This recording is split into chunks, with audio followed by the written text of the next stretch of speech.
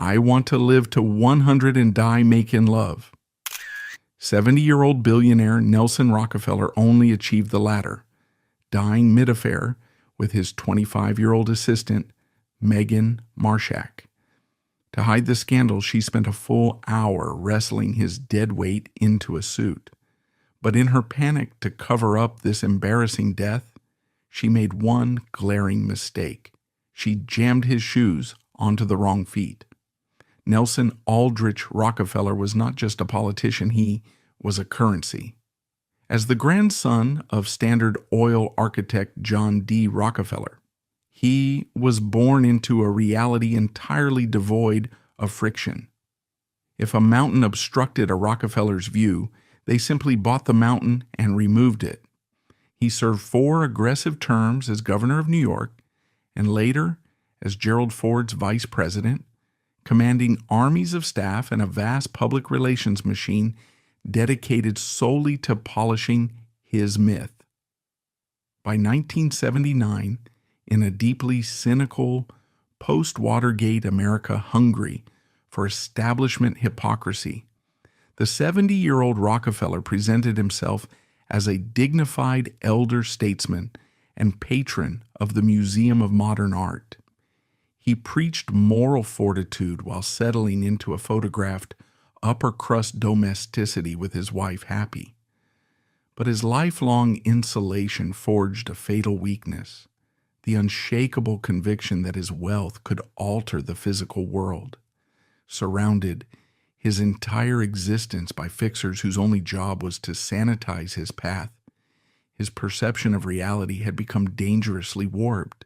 He had lost the basic human instinct for survival, replacing it entirely with an instinct for public relations. Yet the gap between what the public perceived and his inner reality was vast. The public monuments he built were rigid and imposing, but his private life was defined by a reckless pursuit of vitality. The aging lion was terrified of his own irrelevance. The statesman who demanded order from his citizens operated his personal affairs with a dangerous, chaotic arrogance.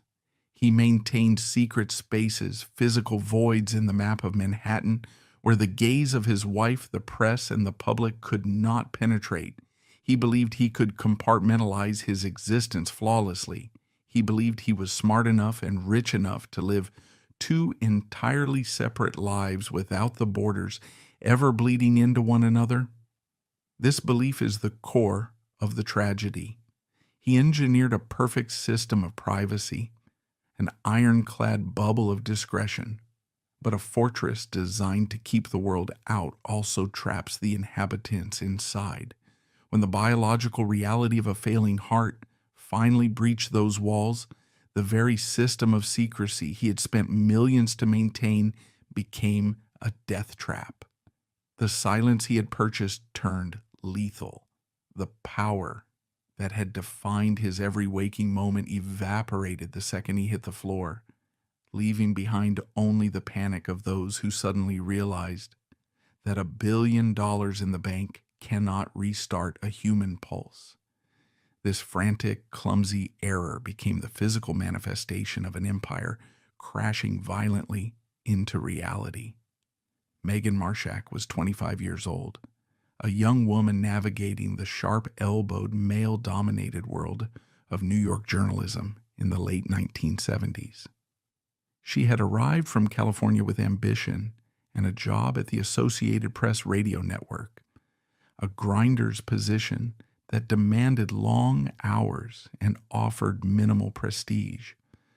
The financial chasm separating her reality from Nelson Rockefeller's universe was vast, matched only by the historical and biological abyss between them. He was a man who had helped shape the geopolitical map of the Cold War, while she was a reporter hustling for sound bites on the municipal beat.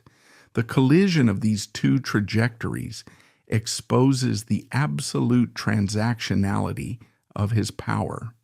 He saw youth, vitality, and an eager audience of one. She saw an elevator straight to the penthouse of American influence. Almost overnight, the radio reporter vanished, replaced by an official private assistant to the former Vice President of the United States. This title carried a salary of $60,000 a year. Adjusted for inflation, that equates to nearly $250,000 today, handed to a 25-year-old with no prior executive experience, alongside an unsecured loan to purchase a luxurious apartment just steps from his midtown offices. The deployment of this wealth functioned strictly as an instrument of control. The money was a golden leash, binding her entirely to his schedule, his moods, and his secrets. He isolated her from her peers through the sheer overwhelming force of his resources, creating a dynamic where she was utterly dependent on his continued favor. This arrangement was meticulously managed by the invisible army that surrounds men of his stature. The Rockefeller security apparatus, the drivers, the scheduling secretaries, the advance men all knew the reality of the situation. The silence of the entourage remains a terrifying testament to the gravity of his wealth. These were professionals paid to anticipate his every need, including the sanitization of his environment from any moral or reputational hazards. They functioned as a human firewall. When he requested private time, the perimeter was secured, and eyes were instinctively averted. An unwritten rule governed the staff. The patriarch's desires were absolute, and his privacy was inviolable. Aides would meticulously adjust his itinerary to carve out untraceable hours, logging false meetings or vague personal appointments into the official record. The rot at the center of the dynasty thrived in this exact mechanism. The very people tasked with protecting his physical life were conditioned to prioritize his secrets above all else. They enabled the precise conditions that would eventually doom him by engineering an environment where he was never questioned, never challenged, and never held accountable. They stripped away the safety nets that protect ordinary citizens from their own reckless impulses. He was left completely isolated in a vacuum of his own impunity. And this is where the geography of the scandal becomes crucial. The sanctuary for this orchestrated double life was a discreet, narrow building located at 13 West 54th Street. Viewed from the outside, it presented an unremarkable, slightly austere limestone facade, easily ignored by the thousands of pedestrians marching down the avenue. Inside, it was a custom-built fortress of solitude, owned outright by the Rockefeller family. It served officially as his private office, yet more importantly, it stood as an architectural manifestation of his compartmentalized mind. The townhouse shared a physical wall with the Museum of Modern Art, an institution he had co-founded and heavily bankrolled. A private, highly secure door connected his secret residence directly to the museum's galleries. He could vanish from a heavily photographed public gala, slip through a concealed passageway, and reappear in a private haven devoid of security details or inquiring journalists. The townhouse was filled with priceless modern art, heavy velvet curtains, and an atmosphere of absolute hermetic silence. It was a space specifically designed to be off the grid, a blind spot meticulously carved out of the most scrutinized city on earth. On the evening of January 26, 1979, this blind spot was activated through a practiced, seamless deception. Nelson Rockefeller informed his wife, Happy, that he would be working late at his main offices in Rockefeller Center. The alibi was flawlessly constructed. He claimed to be finalizing the edits on a massive, definitive catalog of his personal art collection. For a man obsessed with his historical footprint, working tirelessly on an art book on a Friday night perfectly aligned with the public image of the dedicated, cultured elder statesman. It was an excuse that demanded absolute respect and forbade any interruption. He weaponized his own legacy to purchase a few hours of illicit freedom. His wife remained at their sprawling Fifth Avenue penthouse, entirely unaware that her husband was navigating the private passage into the townhouse on 54th Street instead of surrounded by art historians. The stage was set, and the physical reality of the room immediately betrayed the fabricated alibi. When investigators eventually breached the perimeter hours later, they encountered a scene that violently contradicted the sterile, organized environment of a scholar at work. The heavy oak desk was strewn with casual debris. Empty and half-eaten cartons of cheap Chinese takeout cluttered the workspace, presenting a stark, pathetic contrast to the billionaire's usual diet of private chefs and exclusive dining rooms. Beside the greasy cartons stood an open bottle of Dom Perignon champagne, its expensive vintage slowly warming in the stagnant air of the townhouse. The room smelled of spilled wine, heavy perfume, and stale food. It carried the pungent, unmistakable aroma of a private indulgence, a setting strictly calibrated for physical intimacy rather than intellectual labor. The sheer banality of the scene, mixing takeout food with luxury champagne, highlighted the desperation of an old man trying to manufacture a casual, youthful evening. Nelson Rockefeller was 70 years old, carrying the immense physical toll of decades in high-stress political combat. His body, despite access to the finest medical care on the planet, was failing. The arteries that had pumped blood through countless political campaigns, through the brutal crackdowns of the Attica prison riots, and through the frantic machinations of his vice presidency, were severely hardening. Yet his ego aggressively refused to acknowledge the biological countdown. He pushed his aging frame with the same ruthless expectation he applied to his employees, demanding it perform tasks and maintain a vigor that was physically impossible. The disconnect between his mental self-image as a virile, unstoppable conqueror and his frail physical reality formed the exact fault line waiting to rupture. He sat in that townhouse drinking champagne, eating salty, grease-heavy food, engaging in the physical and emotional exertions of a secret liaison, completely ignoring the screaming warnings of his own physiology. The true plot twist in this grand narrative lies in the environment he deliberately engineered for that failure to occur. He had systematically stripped away every single layer of protection. He had dismissed his security detail, lied directly to his family, and hidden himself in an architectural vault designed to keep the world locked out. He placed his physical survival entirely in the hands of a 25-year-old radio reporter whose primary qualification was her willingness to be dominated by his wealth. As the clock ticked past 10 p.m., the atmosphere in the townhouse shifted from intimate to lethal. The heavy, warm air became stifling. The physical strain of the evening, combined with his advanced age, the alcohol, and the heavy meal, triggered a catastrophic biological cascade within his chest. The artery snapped shut. The heart muscles, suddenly deprived of oxygen, began to spasm violently. The illusion of absolute control shattered in a fraction of a second, leaving the most powerful man in New York gasping for air on an expensive Persian rug, completely isolated by his own flawless deception.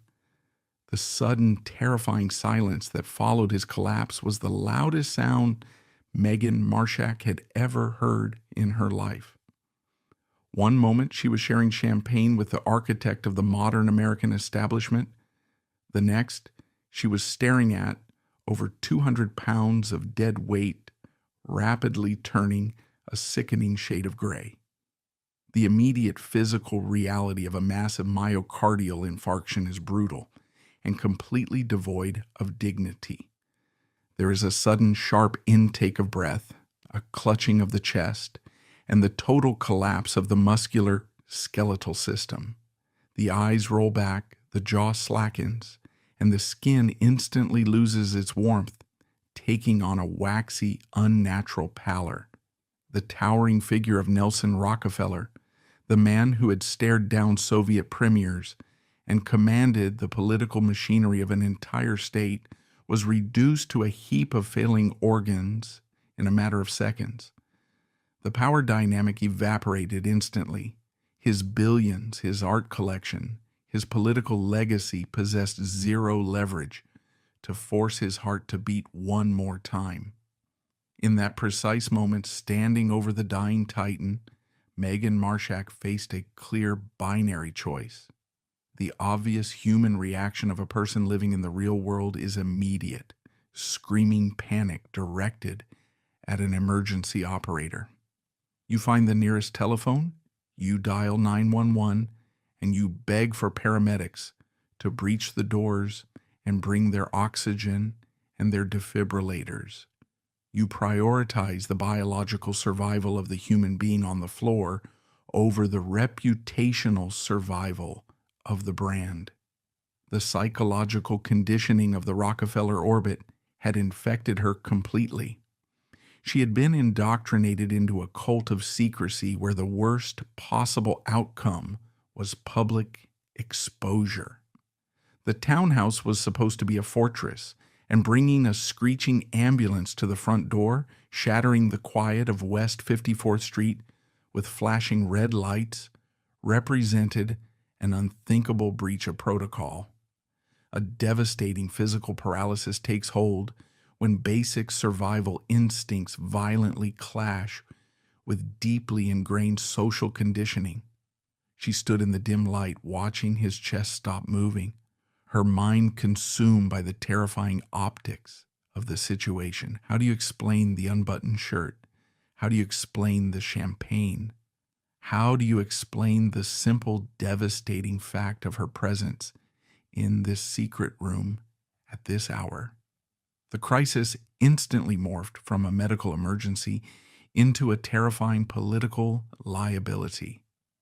The immense, crushing weight of the Rockefeller name paralyzed her fingers.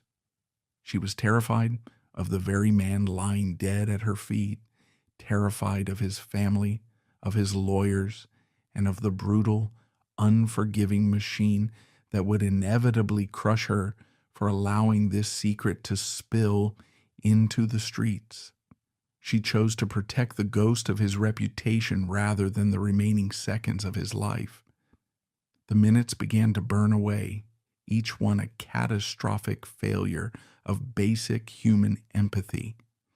The human brain begins to sustain irreversible damage after just 4 minutes without oxygen. 10 minutes passed, then 15. The townhouse remained dead silent. The champagne continued to flatten in the glass. The air grew colder. Every tick of the expensive grandfather clock in the corner drove another nail into the coffin of his survival. He had bought her loyalty.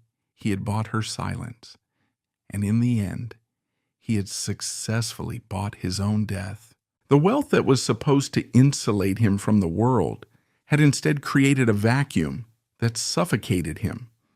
He died exactly as he had lived his final years, hiding behind a closed door, surrounded by expensive objects, desperately trying to manipulate an image that was rapidly falling apart. And this is where the sheer unadulterated madness of the evening truly takes hold. Realizing she could not handle the physical and political weight of the corpse alone, Megan Marshack made a decision that defies all logic and decency. Instead of calling for a doctor, she picked up the phone and called a television host. She dialed the number of her friend, Conchita Pierce, an elegant local media personality who lived in an apartment a short distance away. The phone rang in the quiet of the night, dragging another unsuspecting woman into the epicenter of a historical disaster. "You have to come over," Marshack demanded, her voice tight with a panic that had finally overridden her training, stating that something terrible had happened to Nelson. The arrival of Pierce sealed the fate of everyone involved. The room now contained one dead statesman and two terrified women, trapped in a mausoleum of their own making, about to embark on the most humiliating cover-up in the history of American politics. The tragic death was over, and the grotesque theater was about to begin. The arrival of Conchita Pierce at the Townhouse on West 54th Street irrevocably shifted the nature of the crisis. When she pushed through the heavy doors and entered that stifling, chaotic room, she crossed a threshold from which neither woman could ever return. Pierce was a respected television host, a woman whose entire career was built on managing optics, controlling narratives, and presenting a polished surface to the public. She stepped out of the freezing January night and into a nightmare of absolute vulnerability. The scene before her was visually arresting and fundamentally absurd. There lay Nelson Rockefeller, a man whose family name was synonymous with American industrial supremacy, sprawled on the floor, his skin already beginning to take on the terrifying ashen hue of biological cessation. The remnants of the secret evening, the scattered food, the open champagne, framed his massive, inert body. This exact moment was the ultimate test of a psychological conditioning that had infected everyone in his orbit. The obvious human imperative was screaming at them to find a telephone and demand an ambulance. But the instinct that overrode human empathy was the instinct of the courtier. They were staring at a corpse, but they saw a public relations catastrophe. This is the midpoint peak where the true nature of the Rockefeller apparatus reveals itself.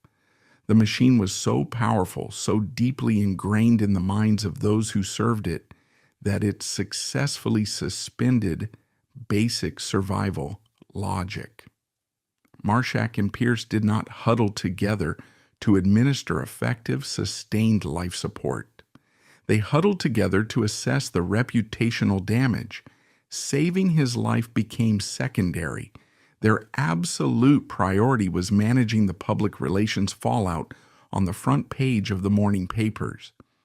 They recognized instantly that a former vice president found partially clothed in a secret townhouse in the company of a 25-year-old assistant would obliterate a legacy carefully constructed over 7 decades. The decision they made next was born of sheer, unadulterated institutional panic. They resolved to alter the physical reality of the crime scene. They decided to dress him. The sheer grueling physicality of what these two women attempted in that claustrophobic room was a monumental task. Dressing a dead 70-year-old man who carried the heavy, thick frame of an aging politician is an act of desperate preservation. Rigor mortis had not yet set in, meaning his limbs were entirely flaccid, heavy, and unresponsive. They were forced to straddle his inert form, grabbing him by the shoulders, heaving his dead weight upward just to slide a shirt over his arms. Every time they managed to lift his torso, gravity violently pulled him back down against the floor. They were wrestling with a corpse, their own breath ragged and panicked, their hands trembling as they fumbled with the tiny, intricate buttons of his custom-made dress shirt. The air in the room, thick with the smell of stale wine and sudden death, became the suffocating backdrop to an appalling pantomime. Pulling tailored trousers up the legs of an inert 70-year-old man is a brutal mechanical struggle. It requires digging hands under dead weight, lifting hips off the floor, and frantically tugging the fabric upward inch by inch. It is an act that strips away every last shred of human dignity from the deceased. The zipper becomes a terrifying obstacle. The belt becomes a harness they struggle to fasten around a waist that is no longer drawing breath. Nelson Rockefeller had spent his entire life insulated by wealth, untouched by the mundane struggles of ordinary people. He paid people to open his doors, carry his bags, and manage his environment. Now, in his final earthly moment, his body was being aggressively manhandled, pushed, and pulled by two terrified women attempting to shove him back into the restrictive uniform of his public persona. The man who had commanded the political destiny of millions was reduced to a heavy, awkward prop in a desperately improvised theater of deception. The chaos of their efforts inevitably led to catastrophic, glaring errors. In the dim light of the townhouse, their vision blurred by adrenaline and fear, they rushed the final details. They grabbed his expensive leather loafers, desperate to complete the illusion. But they did not retrieve his socks. They jammed his bare feet into the stiff leather shoes. In their frantic haste to finish the job before someone discovered them, they committed the ultimate glaring mistake that would eventually destroy the entire cover-up. They forced his left shoe onto his right foot. They twisted the leather, ignoring the unnatural angle of the ankle, prioritizing speed over accuracy. That single twisted shoe stands as the physical manifestation of their psychological collapse. It was a sloppy, desperate lie forced onto the unyielding truth of a dead body. While they agonized over buttons and zippers, the clock on the wall continued its indifferent march. The human brain requires a constant, uninterrupted flow of oxygenated blood. After 4 minutes without it, brain cells begin to die rapidly. After 10 minutes, irreversible, catastrophic damage is complete. While Marshack and Pierce were treating Rockefeller like a morbid mannequin, whatever faint, microscopic chance he had of resuscitation evaporated completely into the stale air of the townhouse. The 60-minute gap is not just a measurement of time, it is a measurement of absolute moral failure. For an entire hour, they chose the preservation of a political myth over the preservation of a human pulse. The silence in that room was the sound of a dynasty actively choosing its own vanity over the life of its patriarch. As the reality of his permanent stillness finally began to sink in, a secondary wave of panic crashed over them. The dressing charade was complete, but the man was undeniably, irreversibly dead. The coldness of his skin was seeping through the freshly buttoned shirt. At some point during this horrific hour, a sudden, futile attempt at cardiopulmonary resuscitation was made. It was too late, executed with the frantic clumsiness of amateurs who realized their terrible mistake. The chest compressions on a body that had been dead for the better part of an hour produced a grim physiological reaction.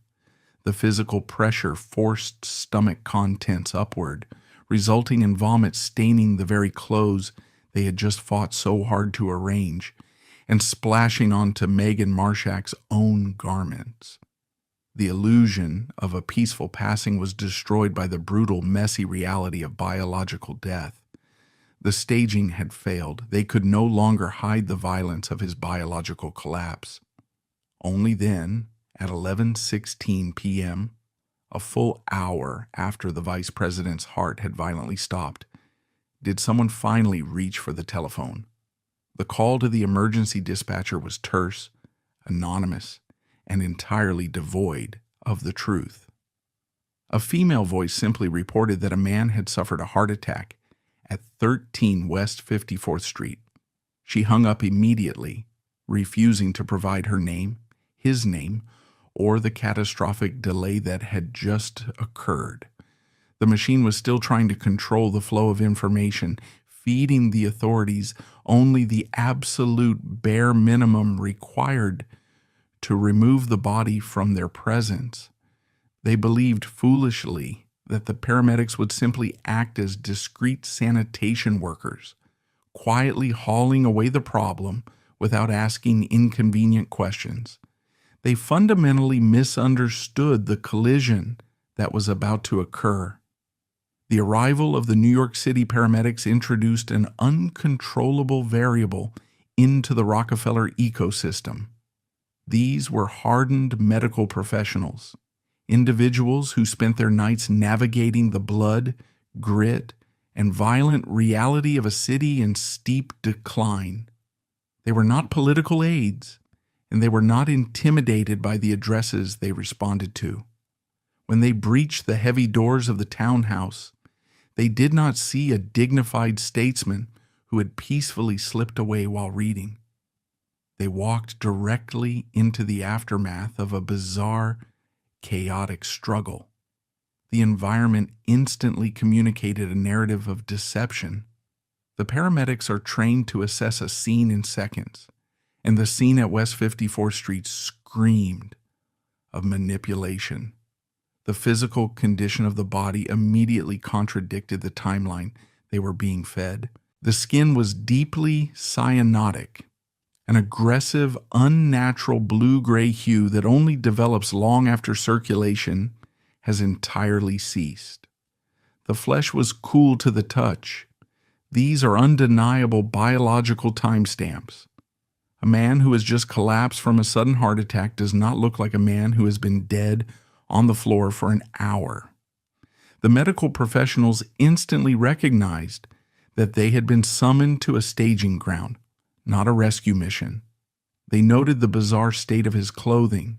They saw the expensive suit jacket pulled awkwardly over shoulders that were beginning to stiffen. They saw the vomit. And most critically, they saw the expensive leather loafer jammed violently backward onto a bare foot. The clash between the two worlds was immediate and silent. The women, trembling in the background, attempted to project the aura of a tragic, sudden medical event, but the paramedics operated on the brutal, undeniable truth of biology. They hooked up their equipment, but it was purely performative protocol. The monitor displayed a flat, unyielding line. There was no life to save. There was only a crime scene to document. The paramedics did their job, loading the massive, heavy body onto a stretcher, preparing to transport the former vice president out of his secret sanctuary and into the glaring, unforgiving lights of the city morgue. They carried him out past the half-eaten Chinese food, past the flat champagne, leaving the two women behind in the sudden, deafening quiet of the empty room. But the plot twist is not just what the paramedics documented in their gritty, factual reports. The true horror of the system reveals itself in the immediate aftermath, when the body was handed over to the authorities, and the family's vast, unyielding public relations apparatus was finally triggered. The women in the townhouse had failed to perfectly stage the body, but they had succeeded in buying enough time for the machine to activate. As the ambulance screamed through the dark streets toward Lenox Hill Hospital, the operatives who managed the Rockefeller empire were abruptly awakened. The machine did not pause to mourn. It instantly shifted into a wartime posture, its singular, ruthless objective being the total suppression of the truth. They were about to launch a massive, coordinated lie to the American public, confident that the power of their wealth could rewrite the messy, humiliating facts recorded by a few city medics. They were about to learn that while money can buy many things, it cannot buy the silence of an autopsy report, and it cannot undo the forensic evidence left behind in the dark. When the emergency room doctors at Lenox Hill Hospital officially pronounced the death of Nelson Rockefeller in the early hours of Saturday morning, a second, entirely different kind of machinery violently jolted to life. This was the legendary Rockefeller public relations apparatus, an institution that had spent nearly a century mastering the dark art of narrative control. Since the days of his grandfather John D. Chuo, who hired pioneer spin doctors to sanitize the family's ruthless corporate monopolies, the fundamental reflex of this dynasty had always been to immediately overwrite reality with a preferred fiction. When the panicked call from the hospital reached Hugh Morrow, the family's longtime, fiercely loyal spokesman, there was no internal debate about transparency. There was no ethical hesitation regarding the public's right to know the circumstances of a former vice president's demise. The machine simply executed its primary directive: protect the brand at the absolute cost of the truth. Morrow, operating under the deeply ingrained assumption that the Rockefeller name possessed the gravitational pull to bend facts, immediately sat down to draft a masterpiece of patrician fiction. The press release issued to the major newswires before dawn was breathtaking in its brazen arrogance. It declared, with the absolute unquestionable authority of the family seal, that Nelson Rockefeller had passed away suddenly at his desk in room 5600 of Rockefeller Center. It explicitly detailed that he had been working late, alone, meticulously reviewing a manuscript about his private art collection. This was a calculated, aggressive fabrication designed to entirely erase the existence of the Townhouse on 54th Street, to obliterate the presence of Meghan Marshack, and to completely bury the humiliating, lethal 60-minute gap. The arrogance embedded in this strategy is staggering. It relied entirely on a deeply outdated assumption that the police, the medical examiners, and the press corps would simply bow to the family's version of events, accepting the typed statement without a single forensic question. For exactly 4 hours, this manufactured illusion held together. The Saturday morning editions of the nation's newspapers rolled off the physical presses, carrying the official, sanitized obituary. They painted a grand, solemn portrait of a tireless public servant, a man who literally worked himself to death in the noble pursuit of cultural preservation. The irony is sickening when juxtaposed against the grim physical reality left behind in the Townhouse. The twisted shoe, the flat champagne, the frantic, amateurish attempts to dress a corpse. The family believed they had successfully hijacked the historical record. They had deployed their immense influence to bleach the crime scene of any unseemly details, confident that their wealth provided an impenetrable shield against public scrutiny. But they had critically misjudged the sociological era they were operating in. This was 1979. The American press had just spent the entire decade aggressively dismantling the Nixon presidency during the Watergate scandal. The deferential, gentlemanly journalism of the 1950s, where reporters actively colluded with politicians to hide their mistresses and medical ailments, had been completely eradicated. It was replaced by a ruthless adversarial skepticism. The Rockefeller machine was attempting to run an outdated playbook against a press corps that was actively hunting for establishment hypocrisy. The fatal flaw in their brilliant cover-up did not emerge from a high-level government leak or a complex journalistic sting operation. It was destroyed by the most mundane, banal piece of civic bureaucracy imaginable. At the headquarters of the Associated Press, a night shift reporter was performing the unglamorous, routine task of reviewing the city's 911 emergency dispatch logs. This is where the sheer arrogance of the billionaire class meets the immovable, indifferent object of public record keeping. The log clearly documented a dispatch for a cardiac arrest involving an elderly male. But the address permanently inked into the police blotter was not room 5600 of Rockefeller Center. The dispatch location was explicitly listed as 13 West 54th Street. It was a simple, undeniable geographical contradiction.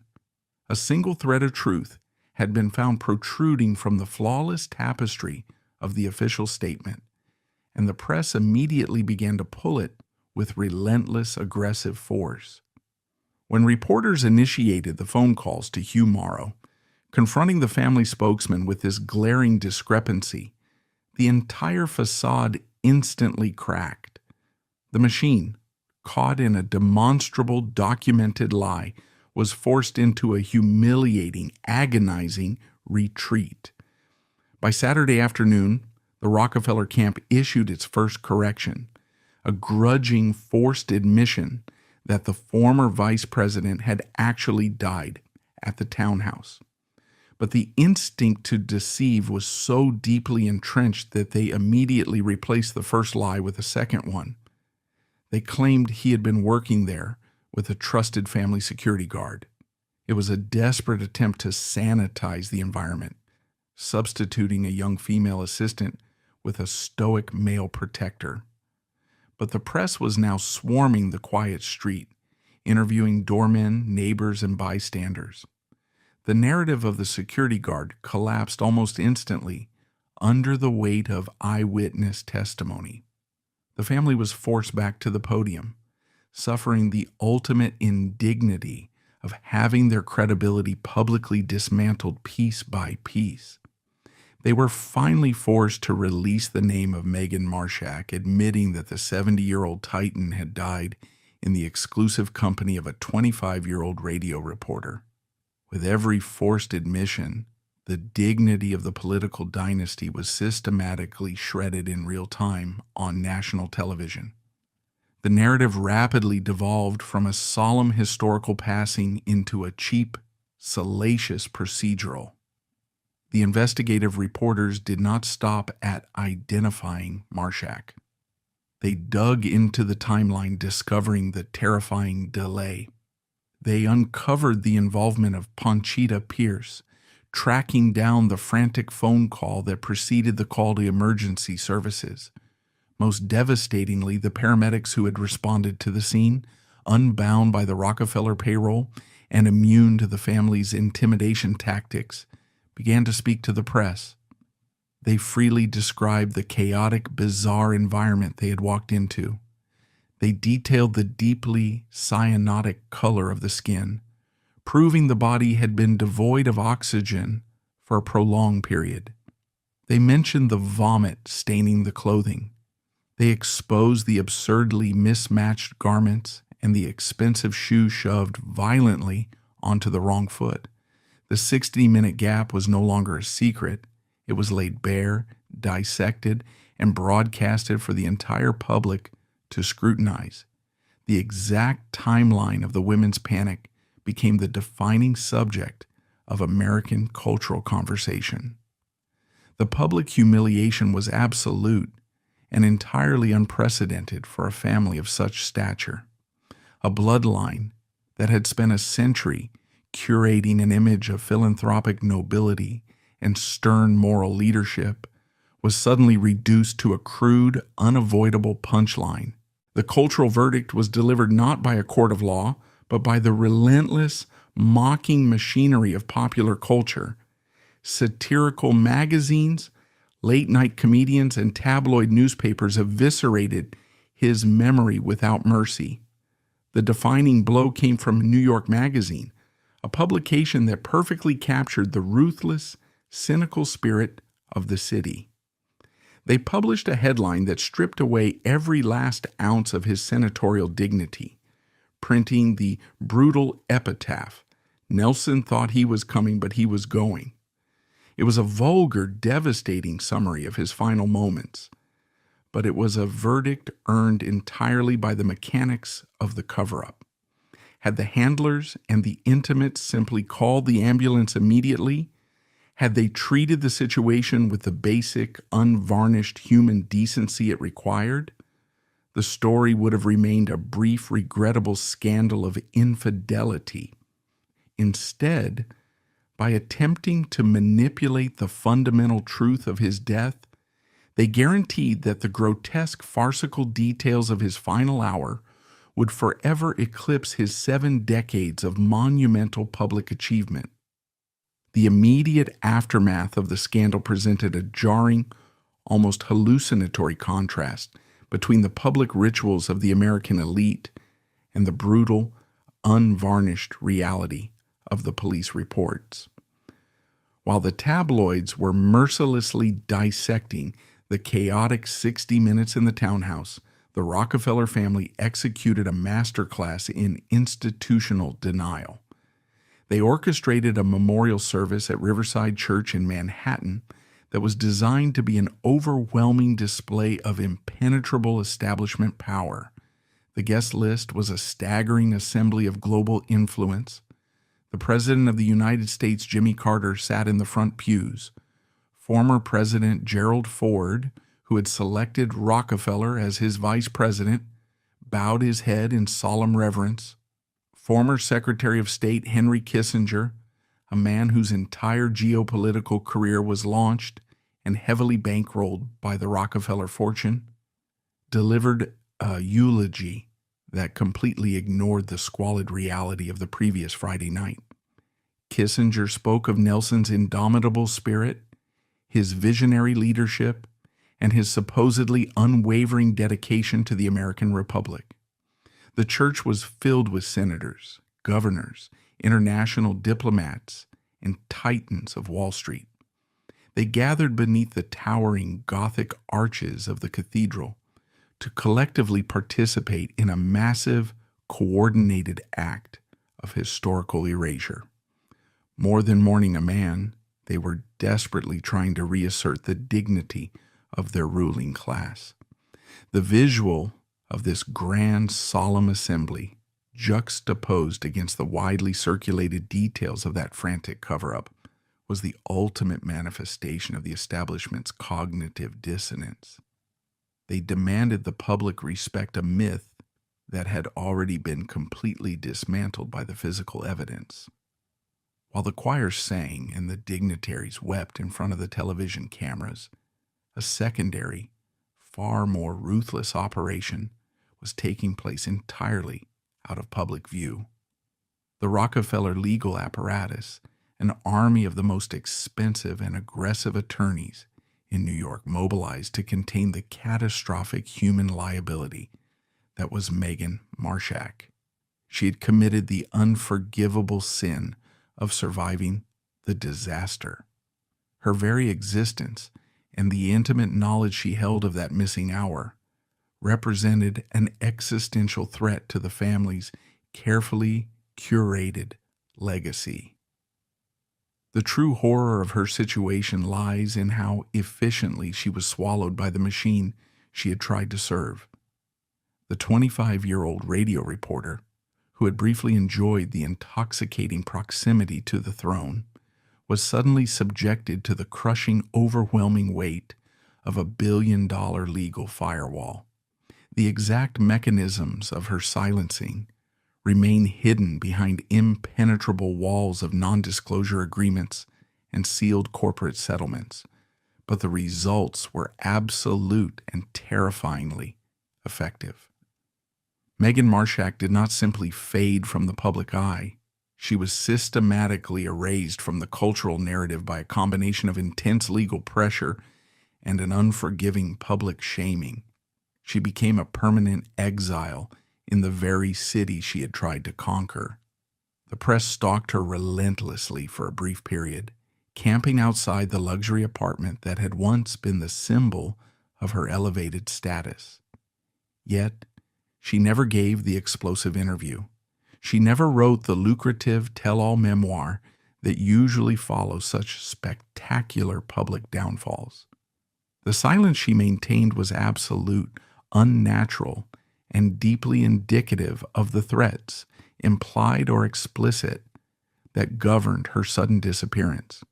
She retreated entirely into the shadows, a young woman permanently frozen in the public imagination as the punchline to a dirty, late-night joke. The psychological burden of carrying that specific silence is immense. For 45 years, she lived with the intimate, visceral memory of watching the architect of the modern American establishment suffocate on the floor, knowing that her own panic and the conditioning of his handlers had sealed his fate.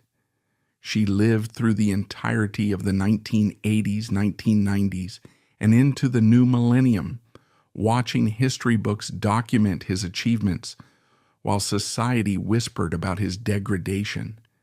She carried the visceral memory of that 60-minute gap every single day until her own quiet, unnoticed death in October of 2024. The machine ensured that she took the granular details of his final hour to her grave. Her lifelong silence is perhaps the most chilling, enduring testament to the raw, terrifying power of the Rockefeller wealth. They could not save his life, but they successfully purchased her permanent disappearance. The consequences of that January night extended far beyond the personal destruction of a young assistant and the humiliation of a grieving widow. The sudden, farcical demise of Nelson Rockefeller effectively served as the death knell for an entire political ideology in the United States. He was the undisputed champion of the Rockefeller Republican, a powerful, dominant faction of the Republican Party characterized by extreme wealth, East Coast elitism, internationalist foreign policy, and moderate social views. This faction had controlled the levers of American political power for decades, operating from the paneled boardrooms of Manhattan and the grand estates of upstate New York. They viewed themselves as the natural, rightful administrators of the American empire. But the grotesque details of his death severely alienated the rising conservative grassroots movement within the party. The scandal provided undeniable, salacious proof to the emerging moral majority that the East Coast establishment was fundamentally decadent, corrupt, and completely out of touch with traditional American values. The image of the billionaire elites scrambling to cover up an illicit affair while a man died on the floor disgusted the very voters the party needed. Just 1 year after the incident in the Townhouse, the Republican Party definitively rejected the Rockefeller legacy, nominating Ronald Reagan for the presidency and permanently shifting the ideological center of the conservative movement westward. The moderate aristocratic wing of the party was effectively eradicated, replaced by a populist, socially conservative platform that viewed the old establishment with deep suspicion. The supreme irony of Nelson Rockefeller's life is that his fatal weakness, his absolute refusal to deny himself any physical or emotional indulgence, and his arrogant belief that his wealth insulated him from moral consequence, ultimately destroyed the very political faction he had spent millions of dollars and decades of his life building. Beyond ruining his personal reputation, the 60-minute gap acted as the catalyst that finalized the collapse of his political empire. The power he wielded so casually in life evaporated entirely, leaving behind a power vacuum that completely reshaped the landscape of late 20th century American politics. Furthermore, the mechanics of the cover-up permanently altered the relationship between the American political class and the journalistic establishment. The clumsy, arrogant lies issued by the Rockefeller public relations machine on the morning after his death destroyed the last remnants of the old gentleman's agreement. For generations, the American press had largely agreed to look away from the private indiscretions of powerful men, treating their health crises and extramarital affairs as off limits. They had protected the paralyzing effects of Franklin Roosevelt's polio and the rampant infidelities of John F. Kennedy. But the brazen easily disproven fabrications surrounding Rockefeller's death demonstrated to the press corps that they were being actively, maliciously manipulated. When the Associated Press reporter matched the 911 dispatch log against the official family statement, it fundamentally changed the rules of engagement. The press realized that the establishment could not be trusted to report even the basic biological facts of their own existence.